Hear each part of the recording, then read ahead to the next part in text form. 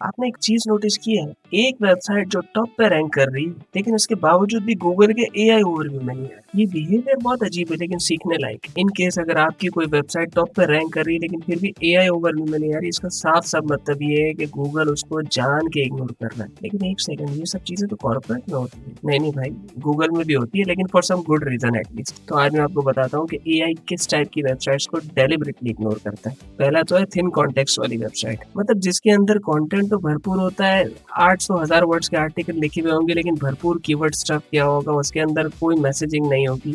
मतलब ये है कि आंखें बंद करके लिखती है। तो इस तरीके की वेबसाइट्स को एआई एक सीरियस सोर्स ऑफ इंफॉर्मेशन नहीं मानता। दूसरा, प्योरली एआई जनरेटेड वेबसाइट्स।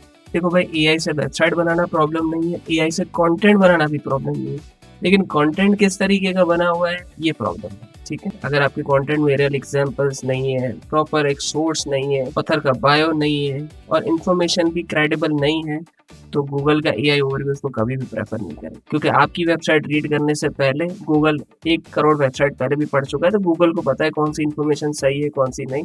तो अगर एआई जनरेटेड एक बंच ऑफ टेक्स्ट दे देंगे तो वो कभी नहीं मानेगा इतनी आसानी से। तीसरा, एफिलिएट वेबसाइट्स।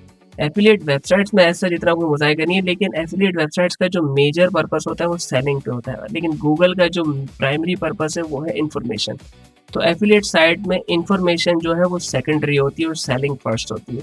तो इस वजह से बहुत सारी एफिलिएट वेबसाइट्स को हिट भी इसी वजह से पड़ती है। जब गूगल ऑर्गेनिक में उसको लिफ्ट नहीं करा रहा तो एआई ओवरव्यू में क्यों लिफ्ट कराएगा भाई। चौथा, कोई एंटिटी सिग्नल नहीं होता जिस वेबसाइट में। मिसाल के तौर पे ब्रांड मेंशन नहीं है, ऑथर का बायो नहीं है, सोशल प्रूफ नहीं है, तो ऐसी वेबसाइट्स को एआई कभी भी क्रेडिबल नहीं मानता। तो इसलिए गूगल का एआई ओवरव्यू उसको रेकमेंड भी नहीं करता। And last but not the least, inconsistent niche sites. भाई आप किसी एक स्पेसिफिक नीश को लेके चलो। जो जर्नल नीश साइट्स होती है ना, जैसे आज हेल्थ पे लिख रहे हैं, कल क्रिप्टो पे लिख रहे हैं, परसों ट्रैवल पे लिख रहे हैं, तो इस तरीके की इनकंसिस्टेंसी जो है आपकी टॉपिकल अथॉरिटी को बहुत ज्यादा अफेक्ट करती है। अगर आप एसईओ से खासी वाकफियत रखते हैं तो आपको पता होगा कि बहुत सारी ऐसी जर्नल नीश गेस्ट पोस्टिंग साइट्स हैं जिनका ट्रैफिक बहुत रैपिडली ड्रॉप हो जाता है, सिर्फ इसी वजह से कि गूगल उसको रेकमेंड नहीं करता। एक पॉइंट पे जाके गूगल ऑर्गेनिक से हटा देता है तो एआई ओवरव्यू में तो फिर सवाल ही पैदा नहीं होता। इन शॉर्ट, एआई ओवरव्यू अब रैंकिंग का गेम नहीं, ट्रस्ट का गेम।